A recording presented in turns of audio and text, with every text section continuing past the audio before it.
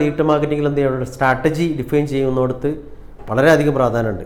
നമ്മുടെ അടുത്തൊക്കെ ഓരോ കസ്റ്റമർ വരുന്ന സമയത്ത് അവർ പറയും നമുക്ക് സോഷ്യൽ മീഡിയ വേണം, അല്ലെങ്കിൽ ഫേസ്ബുക്ക് ആഡ് ചെയ്യണം, അതല്ലെങ്കിൽ ഗൂഗിൾ ആഡ് ചെയ്യണം. അപ്പോൾ നമ്മൾ ചോദിക്കും എന്താണ് നിങ്ങളുടെ റിക്വയർമെൻറ്റ്സ്, നിങ്ങൾക്ക് എന്താണ് വേണ്ടത്, what is your objective, what is your goals. അപ്പോൾ അവർ പറയും I need fulfil this many sales, my target for the sale is I need 5 lakhs of sale, worth of 5 lakhs of sale for this month.